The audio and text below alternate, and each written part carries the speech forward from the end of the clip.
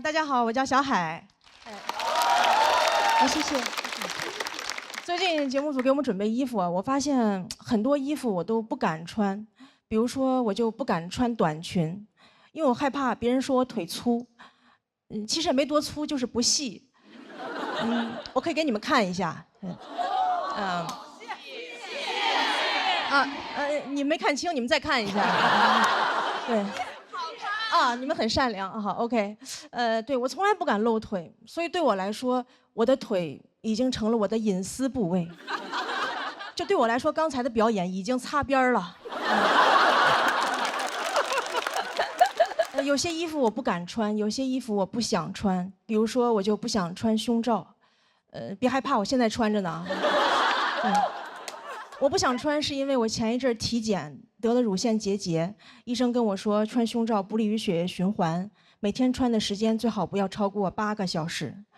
我说8个小时，谁能下班啊？我不可能上着班儿。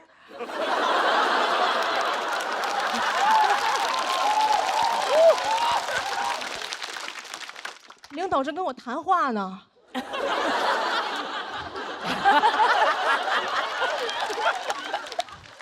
我说，哟，8小时了，我的胸罩下班了。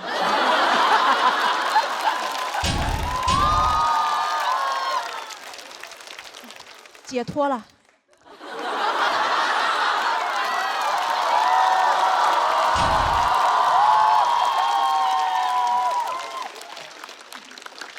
而且夏天穿也很热。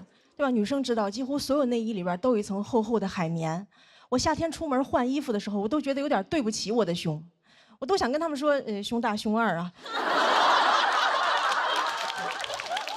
难为你们了，今天外边太热了，来把棉袄穿上吧。除了很热，也很麻烦，有时候晚上出去扔垃圾都得穿胸罩。有一次我觉得真的很麻烦，所以我就干脆戴了个口罩。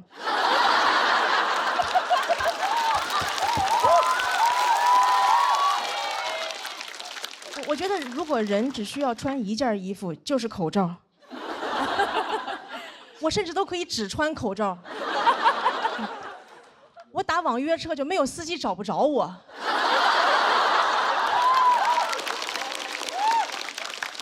司机说：“你穿的什么衣服呀 ？N95。”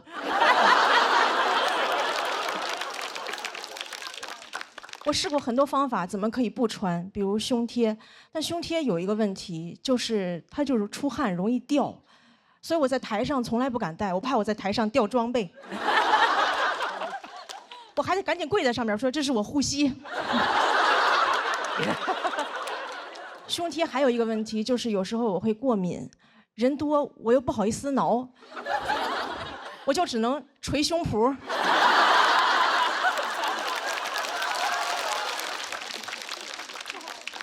有一次我看中国新说唱，我说 rapper 肯定带了。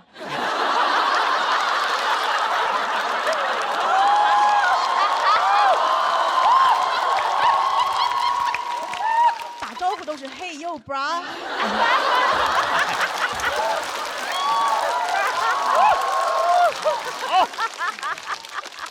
我就特别羡慕有人敢不穿。我之前在网上看到一个女生没有穿，我很佩服她的勇气，但就有人评论她说她这样扰民。我说她怎么就扰民了啊？她是在街上扫射别人吗？如果你觉得她扰民的话，你可以报警，对吧？你说警察这里有人扰民，警察说有噪音吗？什么噪音？是我脑子里肮脏的想法。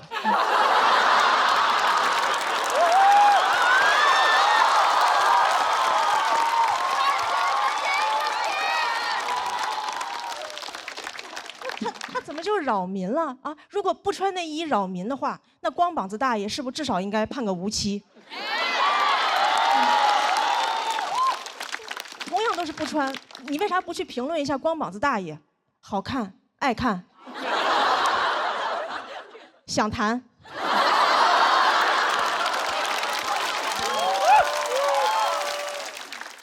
就是不想穿内衣这个事情，除了网友不理解，很多父母也不理解。有一次我跟我妈说我不想穿，我妈说正经人哪有不穿的？我当时我都变成那英了，我说这简直就是危言耸听。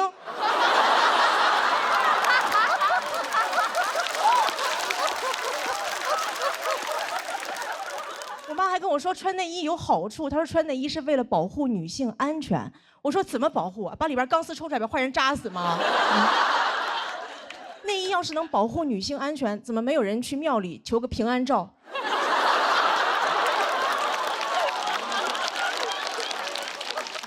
送给朋友说特意给你求了个祭照杯，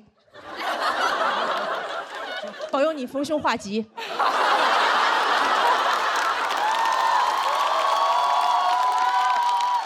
记得一定要罩在头上，那才真正的好兆头。我第一次听说内衣能保护女性安全，怎么坏人最怕的是内衣吗？啊，两个流氓正要骚扰一个女生，女生挑起上肩带，流氓说快跑，有胸罩。咱俩分开跑，他一个能扣俩。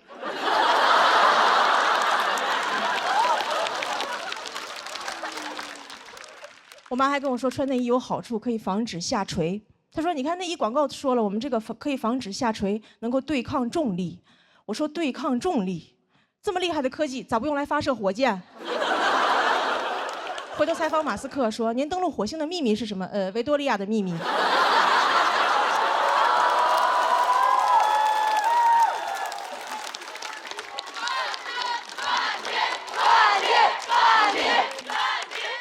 对，其实我说了这么多，我就是希望女生穿衣服能少一点束缚，多一点自由。本来我想说的话还有很多，但是我今天从出门到现在已经8个小时了。谢谢大家，我是小海。谢谢谢谢。大家好，我叫小海。谢谢。我是一个兼职脱口秀演员，我现在业余时间还有一份全职工作。我在我们公司是总监。对。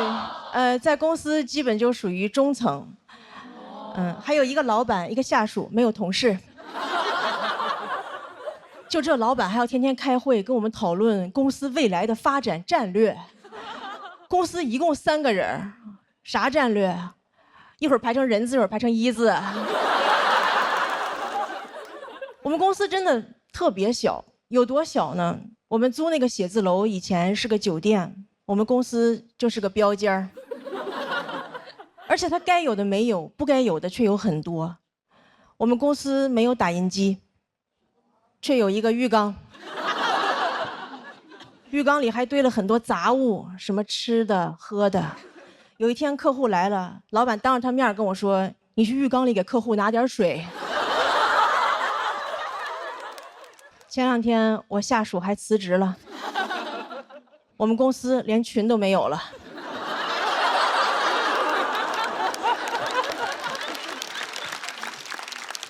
现在经常有人问我，你说脱口秀不怕老板知道吗？我不怕，因为你看我有2份工作，我们老板有4份。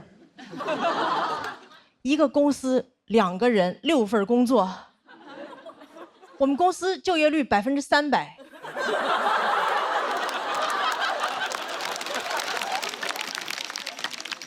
你要想实现就业率100%，还得雇4个街溜子。我们公司就我一个全职员工嘛，前2天老板又雇了个兼职，是兼职 CEO。听说过吗？兼职 CEO。你们哪个公司 CEO 年薪是日结的？平时我都不太敢给他打电话，因为害怕他还有什么别的兼职。我怕我打电话，我说老板有个文件需要您签字，老板说一会儿签，等我送完这单。不光公司奇葩，老板还经常跟我提很多奇葩的要求。哎，你们能相信吗？前2天我老板让我值日。我说值日是不是应该轮流值日？我没见过谁一个人值日，一个人那就不叫值日，一个人那就叫保洁。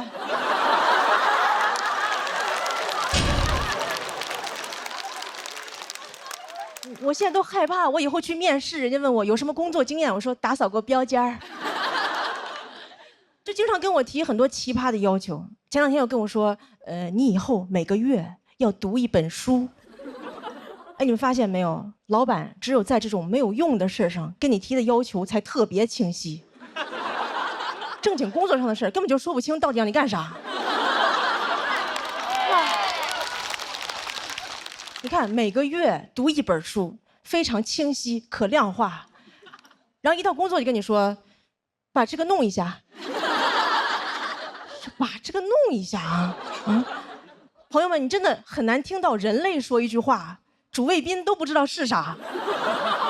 是把这个弄一下，谁弄一下？把哪个弄一下？什么叫弄一下啊？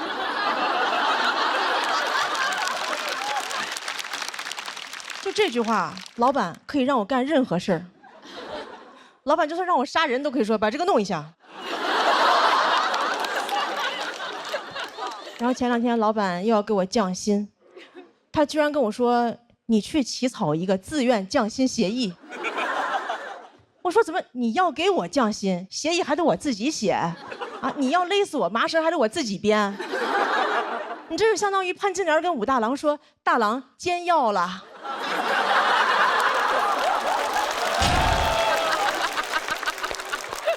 而且什么叫自愿降薪啊？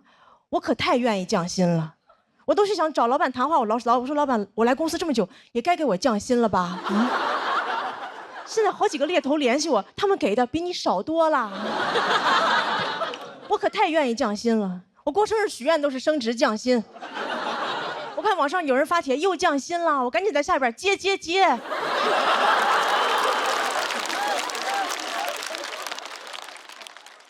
然后前2天老板又要给我降薪，这一次他居然要给我转成兼职。我说我不缺兼职。然后他跟我说了一句话，我才知道什么是真正的霸道总裁。他跟我说，虽然我给你转成了兼职，但我希望你不要有别的工作。我说怎么，您还要给共享单车上锁啊？不过降薪也有一个好处，我发现老板跟我说话都客气了很多。以前老板就是跟我说你这个不行，现在跟我说你这个不行哈。我说那不行的话，那你把这个弄一下。哎呀，但是我也没有其他的办法。老板给我降薪，我就只能把老板写成段子；老板给我降薪，我就给你们带来欢笑，这就是降本增效。谢谢大家，我是小海，谢谢大家。大家好，我叫小海。谢谢。我们今天的主题是说出来又如何？其实很多事儿我说不出来，因为我是一个特别怂的人，生气了我也不敢说。之前老板要给我降薪，我鼓足勇气，我给老板发微信，我说为什么要给我降薪？老板说公司不挣钱。我说好的，波浪号。但其实我心里全是星号。老板还跟我说，你这个人最大的优点就是情绪稳定，但他不知道我最大的优点其实是骂人不出声。我经常想在心里跟别人说出那种特别刻薄的话。有一次我坐飞机啊，我特别想睡一会儿，但我周围所有的家长都在给孩子上课，我后边家长在教孩子学英语，左边在教飞机原理，前面在教古诗词。我说原来空课的意思是空中课堂。我都感觉我坐的不是航班，这就是个实验班。我坐第一排，给我发饭我都不敢吃，我怕他让我往后传。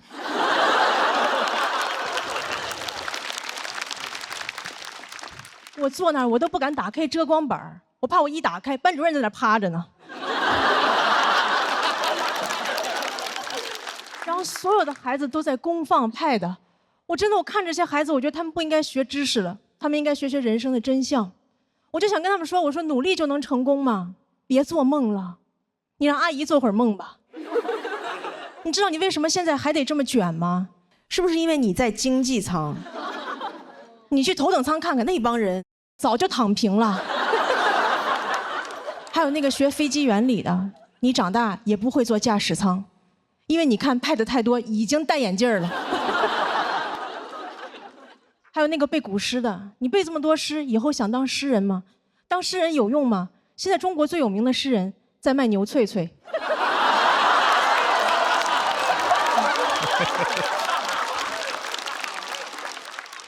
所以你们也看出来了，我情绪真的不是很稳定，我只是不想让别人看出来我疯了。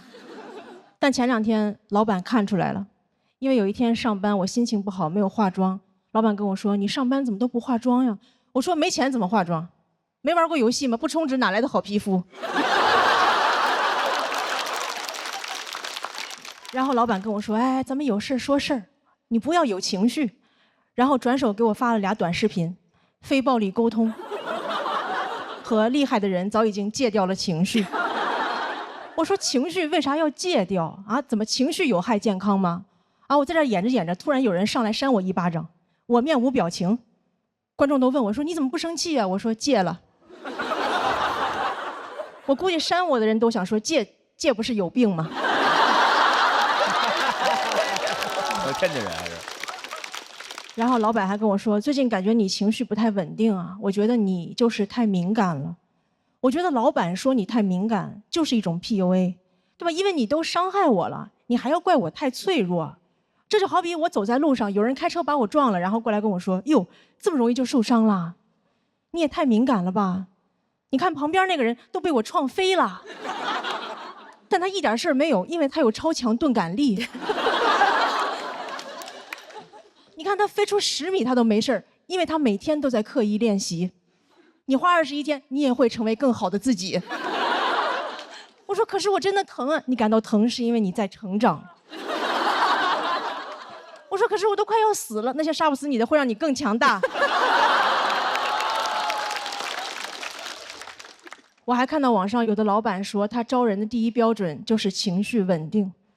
我说这标准你咋测试啊？啊，面试时候上来先给你个脑瓜崩，找工作直接跟老板谈。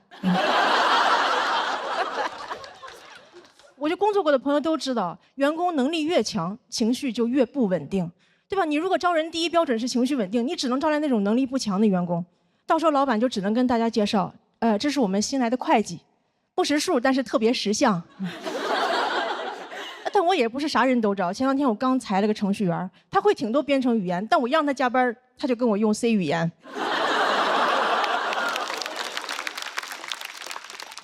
然后前2天老板又要给我降薪，我直接跟他用了一句 C 语言，然后就没有降。我说我学了半天非暴力沟通，原来最有用的居然是暴力。就非暴力沟通几十万字顶不上这一句，我这才是真正的一句顶1万句。谢谢大家，小海。大家好，我叫小海，我今年已经结婚8年了，但是我感觉好像也撑不了多久了，因为我老公现在全职在家炒股。你们知道全职炒股有多花钱吗？我甚至希望他全职花钱。他炒股对我最大的影响就是我没有办法辞职了，本来我都打算辞职了，全职搞喜剧，但你知道一个家里不能一个人全职搞喜剧，一个人全职搞股票，2个人都在搞笑。我现在都不敢跟别人说我老公是干啥的，因为他们那个回答就好像我说的是我老公死了。你老公干啥的？全职炒股。你也不要太难过了，好好一个人可惜了，家里老人还不知道吧？所以现在别人再问我老公是干啥的，我就说他是3个上市公司的股东。不过他现在也没闲着，他现在开始搞一些副业，他现在开始写小说了，已经写了10万字，还成了签约作者。那天我看了一下，每天收入还挺高，每天能挣5毛6。朋友们，我老公还没我余额宝挣得多。日薪5毛6，月薪16块8，就他这个工资，都买不起爱奇艺的会员。以前他看不起我说脱口秀，现在是真看不起了。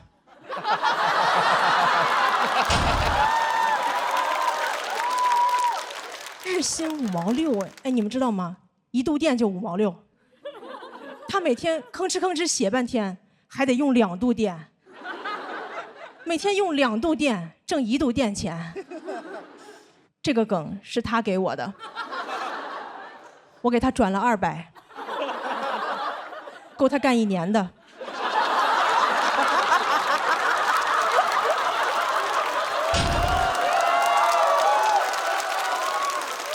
他那个小说我看了，10万字，你就感觉字里行间流出大大的2个字：垃圾。但我还是跟他说写得好，因为我觉得作为妻子，我应该支持他创作，因为这个赔得少。不过我觉得他炒股也有一个好处，就是我感觉他好像越来越贤惠了。他赔的钱越多，他会做的家务就越多。现在每天给我做早餐，还目送我出门上班。我觉得好像男人拥有的财富越少，这个男人就越好。男子无才便是德嘛。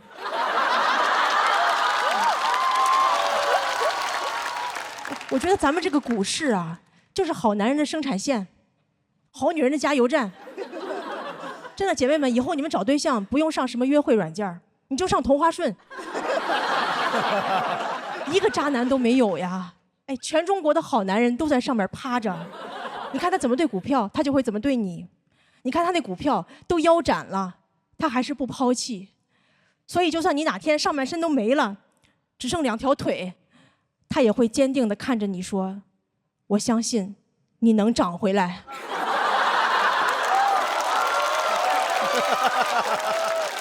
在讲这儿，谢谢大家，我小海。大家好，我叫小海。我已经结婚8年了。之前有一阵儿，我跟我老公是异地。其实我觉得异地婚特别好，真的。今天如果有没结婚的朋友，我跟你们说，结婚就要结异地婚。真的，下次我还结异地婚。真的。之前还总有人很担心我，跟我说：“你这样时间长了，你不担心你会离婚吗？”我说：“离婚不就是为了过上我这样的生活吗？就你不用离婚，你就能享受到离婚的自由。真的，姐妹们，一个人住真的太爽了。你再也不用每天回家看到一个人，他在家不是躺着就是坐着，根本不会直立行走。你说他是不是人呢？”不光是我觉得我老公他也过上了所有已婚男人最羡慕的生活，有婚姻没老婆。就你不用失去你一半的财产，就可以轻松的失去你的另一半。他一个人过得也很爽，再也没有一个人夏天睡觉不管多热，永远都不让他开空调，而且还会让他做一件人类永远做不到的事儿：你别热。再也没有一个人天天催他洗澡，一回家就跟他说：“哟，咱们家怎么这么臭啊？什么东西坏了？是你吗？”他一个人过得也很爽，他根本就不想离婚。就算是我跟他说我们离婚吧，他都会跟我说：“离婚证不就是一张纸吗？为什么非要看中那张纸？最重要的不是咱俩的感情吗？只要咱俩的感情足够淡，离不离婚又有什么差别呢？”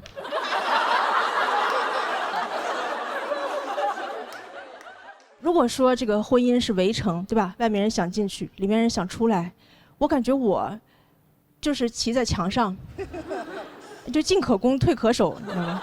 我有朋友跟我说他已经离婚了，已经出了围城了。我说你出去干嘛？你上来呀！所以我现在真的就不能理解为什么有人会说他们离婚的原因是聚少离多。我说这不就是我维持婚姻的秘诀吗？还有人问我说：“你这样时间长了，你不担心你老公会出轨吗？”我说我不担心，因为他能给我足够的安全感。你们知道什么是安全感吗？我觉得安全感就是一个人，不管你有多长时间没见他，但你永远都不会忘了他有多丑。异地婚还有一个好处就是没人催你生孩子。之前我老公也总是催我生孩子，他跟我说：“你生个孩子吧，我真的很想当爸爸。”我说我也想当爸爸，因为我觉得当妈妈比当爸爸难多了。当妈妈往往就意味着牺牲。你看，你要当一个好母亲，你要像那个孟母三迁、岳母刺字，你要成为烛光里的妈妈。但你要当一个好父亲，你只需要买几个橘子。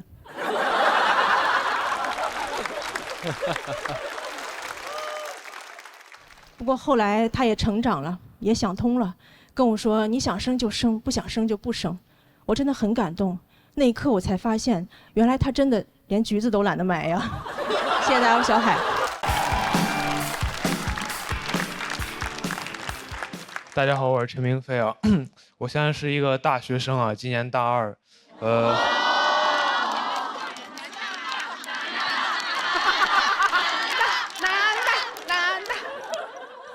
现在心情怎么说呢？就是马上要期末考试了。啊，我念的是中文系啊。我发现有时候我很难跟人解释说我们这个专业它究竟在学什么。就有一次我印象很深刻，我坐火车上学嘛，路上很无聊，有一个阿姨就说：“小伙子，你大学学什么的呀？”我说：“阿姨，我学中文的。”阿姨说：“那你学的挺快呀。”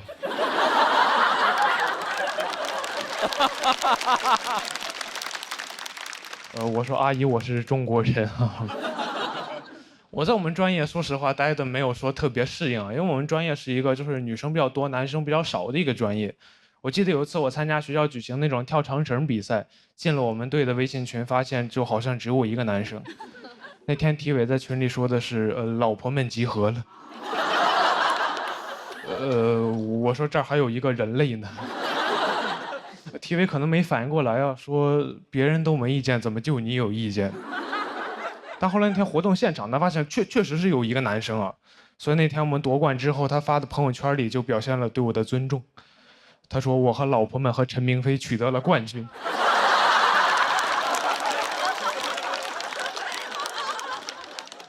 感觉我像他们养的一条狗。我念中文系就是想学习写作，写一点真正好的一点作品。但上了大学之后，老师跟我说，一个作家想写出那种真正好的作品，应该要先过30-40年苦日子。我说这是不是有点太久了？你说我万一好不容易熬了20多年苦日子，然后突然死了，那我这辈子不全是苦日子吗？就你不要跟我提什么卧薪尝胆的勾践，我知道这个听着很励志。但我觉得他励志就是因为勾践当年成功了，他要是尝了3年胆被夫差灭国，那他在历史上就是一个沉迷尝胆。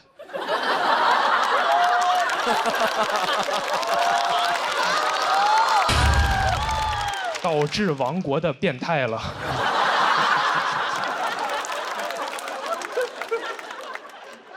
不过我还是一个比较实际的人啊，我也焦虑过，说我真正能写出好作品之前怎么赚钱养活自己。我甚至考虑过转专业，但我后来转念一想，自己在老家有一群爱看霸道总裁爱上我的朋友，我心想这群傻帽的钱哥们还是能挣的。一个作家这么一个几千年的行业，它能有什么问题呢？然后我大2那年呢 ，AI 会写小说了。我当时的感觉就像，我感觉自己像那种晚清刚进宫的太监，一个阉人。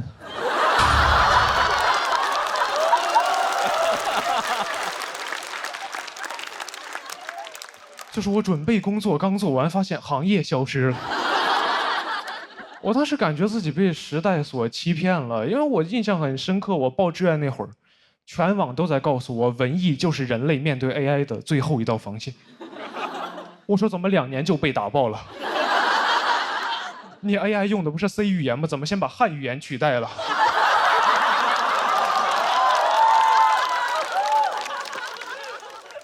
你这个 C 该不会是 Chinese 的意思吧？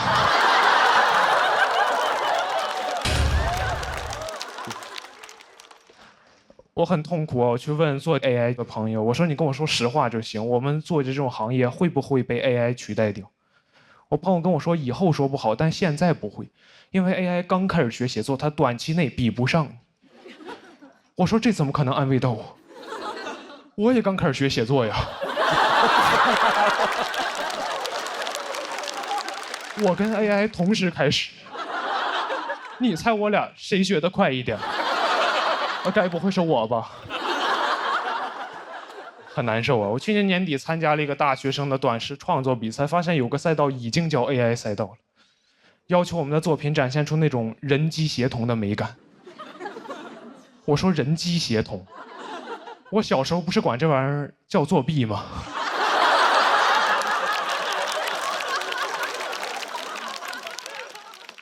我记得我小学那会儿看着有同学考试那会儿拿手机搜题，人机协同，轻轻松松拿高分。我辛辛苦苦做半天拿个中等的成绩，我都安慰自己，我说陈明飞没事，你现在累了一点，但你培养了能力，长大你比他们强。长大发现人机协同才是真正的能力，就感觉像另外一个版本的卧薪尝胆，就是勾践尝了3年胆，发现夫差让别人消灭了。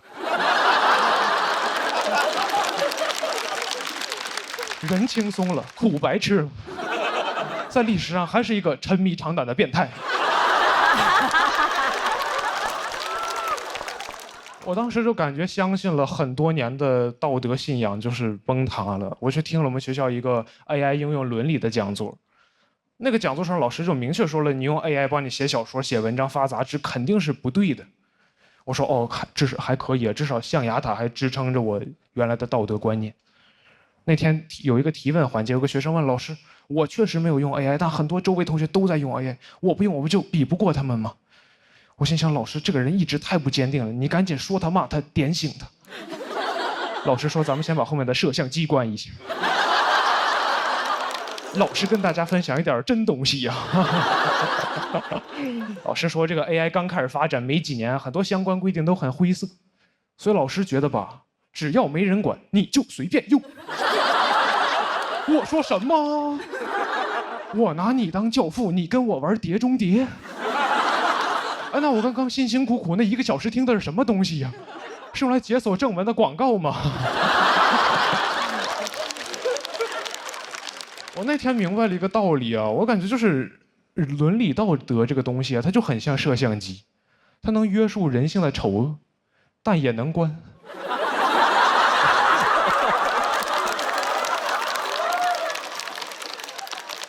我现在感觉自己就是，我明白 AI 是好东西，我知道它这时代在进步，科技在发展，历史的车轮滚滚向前，但我不在车上。我感觉我像那种电车难题里被捆在铁轨上的那个胖子，就只不过时代的电车不会遇到难题，就可能有列车员通过监控看到说列车长前面好像有点人，咱要不要停下来等等他？列车长说就那么几个人，你把摄像机关上不就好了吗？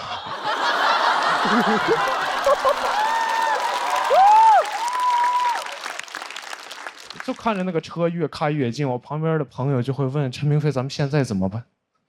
我说：“我自横刀向天笑，去留肝胆两昆仑。”他说：“那我先上车了。”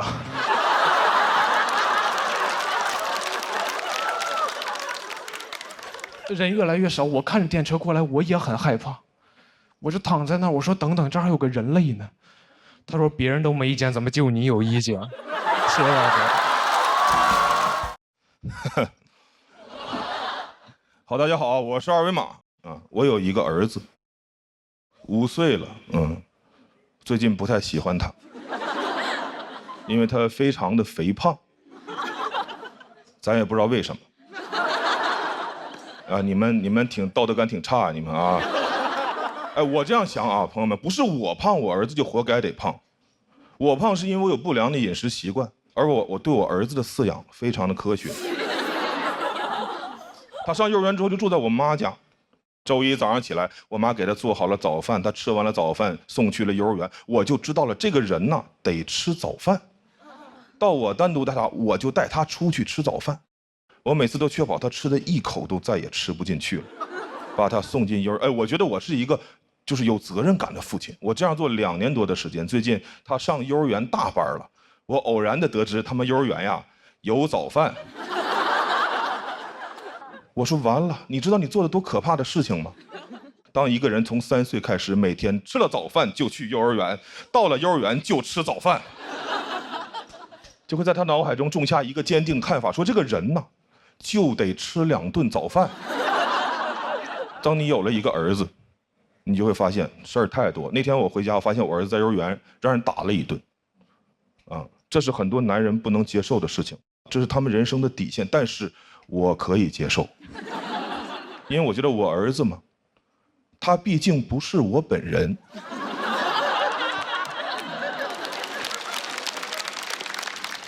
别人打我本人，那是我不能接受的事情。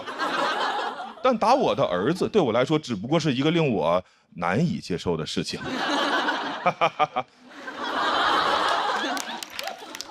我花费了一些时间接受了下来。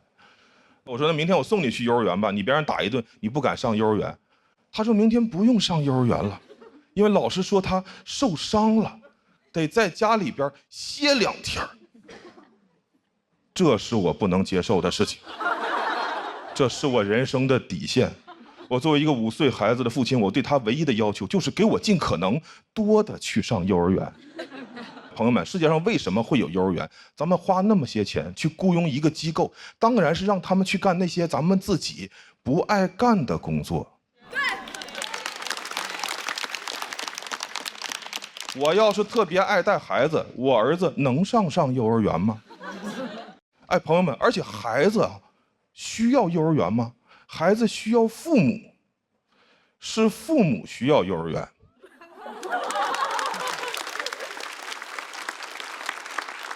现在幼儿园太膨胀了，没事就给你打电话，来个电话说冯先生，您儿子在我们幼儿园有点流鼻涕了。我说那回家就不流了呀啊！哎，我想不通啊，幼儿园为什么会觉得我就急需一个流鼻涕的孩子呢？我要是能选择，我会让我儿子把他一辈子的鼻涕都给我留在幼儿园。晚上回家的时候还给我一个鼻腔干燥的儿子。在其他的消费活动中，商户是不敢对咱们如此无礼的。我送一件衣服去干洗，他不可能洗吧给我打电话说冯先生，您这个衣服洗呀丢颗扣子，你快拿回去吧，再洗就没有扣子了啊！不可能，他得把我的扣子找到缝回衣服上，洗好了我拿家来，这是他们收了钱应该提供的服务。幼儿园也是一样，我理想中的情况是幼儿园给我打电话说冯先生，您儿子在我们幼儿园有点流鼻涕了。我说好，那如果我儿子下午的时候止住了鼻涕，他晚上就能回家。如果他下午没有止住，您就得给我一直带。幼儿园那边的麻爪的说什么？您儿子流鼻涕流得很严重，我说我送去时候可不流啊。我送去时候是一个好孩子，是你把他玩坏的，你就要负责修理。幼儿园那边还想狡辩，我直接就把电话一按，电话卡拿出来掰了，家里边房子一卖，让幼儿园再也无法得到我的音讯。园长这几年得带着我儿子求医问药，把他恢复正常了。同样的是，就同时间，我在我自己家小区楼下吃完了晚饭，拉着我女儿的手，饭后散步，会偶遇同小区的家长，他们会问我说：“哎，冯先生，您儿子呢？”我说：“我呀，没有这个东西。”谢谢大家，讲到这儿，谢谢大家，我是二维码。大家好，我叫贾德玉，我现在在读博。我在新加坡读博读了很多年，现在已经是第6年了。6年的时间全部投入在一个项目上，最后论文能不能发表也不知道，就感觉读博真的很像赌博。建议大家不要轻易去东南亚做任何事情，校园区域也是一种园区。我的专业是人工智能，就爱听这一声。人工智能和人的智能不一样，因为人工是 man-made， 而人是 woman-made。我妈妈不知道我每天在干什么，我就给她解释嘛。人工智能的其中一个方向是教人工智能学人，并且在一些场景下装人。说完我也觉得挺困惑的，我们人类不是可以直接造人吗？为什么还要先造一个人工智能，再让它装人？人造人不如人造人造人工人。我妈也不理解，她说你读博读了这么多年，就是为了造一个假人。你要是去造人，1年就出来了。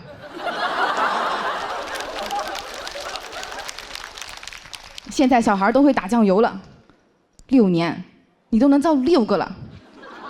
我说妈，咱家应该也不需要这么多酱油吧？而且生产人性价比确实有点低，养孩子6岁就打个酱油，养人工智能就不一样了。DeepSeek 1岁就能做逻辑推理，语数科技的机器人3岁就能上春晚，人工智能从出生那一刻起就可以为我打工赚钱了。反正也没有未成年人工智能保护法。我觉得我的想法这么奇怪，主要的责任在于我妈。用人工智能的话来说，就是我的开发者。